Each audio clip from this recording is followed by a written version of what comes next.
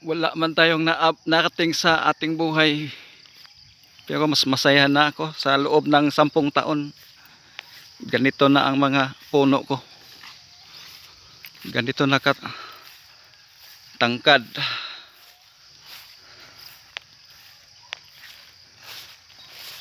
10 taon hindi ako bumalik ng pag-a-abroad, pero dito ko naman binawi sa mga tanim ko. Ito parang na, parang gubat na siya.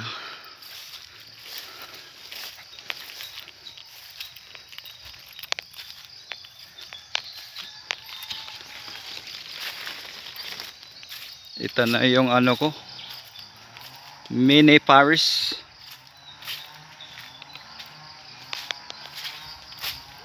Marami ka nang maririnig na sa huni ng ibon.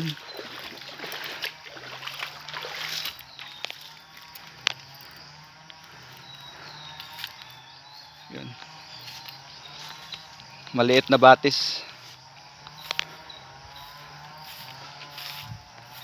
Ito na guys, parang na siya guys, gubat na siya guys.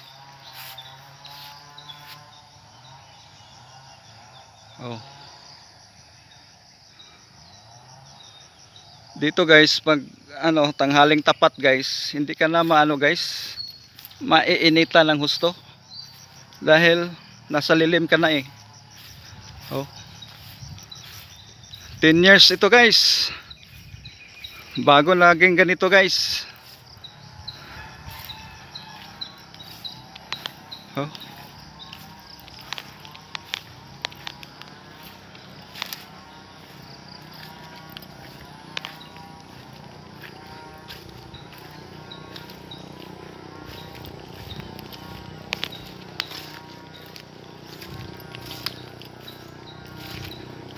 Ang tangi mong maririnig dito guys, lang, huni ng ibon guys. Tingnan mo doon na walang kahoy guys, oh. Oh, tinatamaan ng init, pero dito walang init dito guys. Kaya para sa akin, nagbibigay talaga ng lamig ang mga punong kahoy guys. Nagbibigay siya ng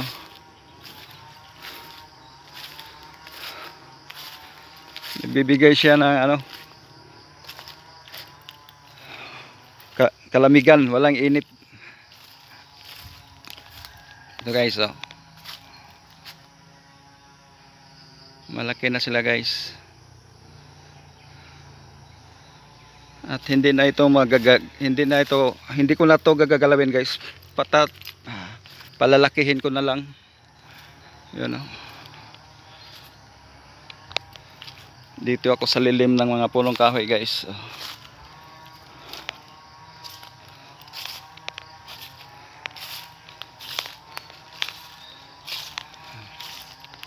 Tingnan mo yung niya guys, ugat guys.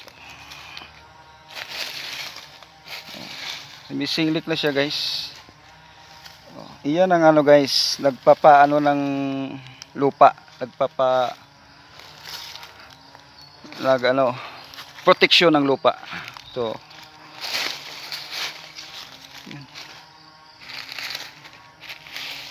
Oh.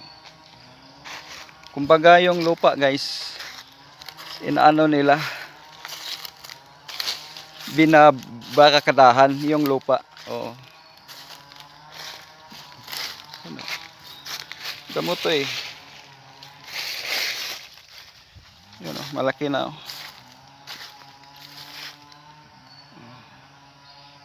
Yan ang guys, nagproprotekta ng lupa para hindi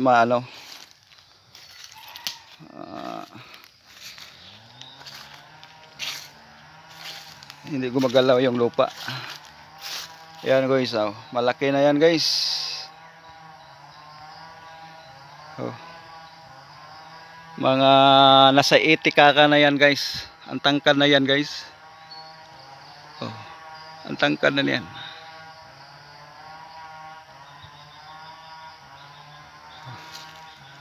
Ito mahogani.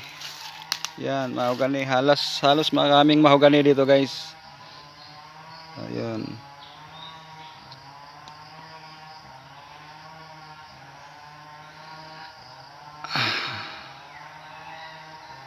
Yung araw dyan guys, oh, ayun oh, hindi nakakapasok dito guys ang araw.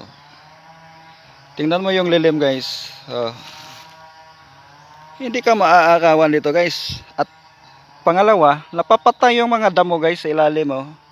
Napapatay dahil hindi na naaarawan. Oh.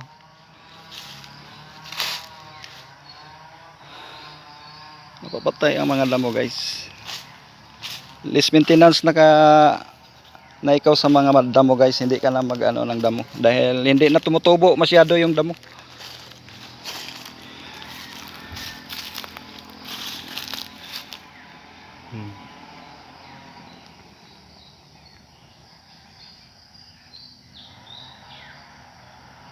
Ayan, hanggang dito lang guys.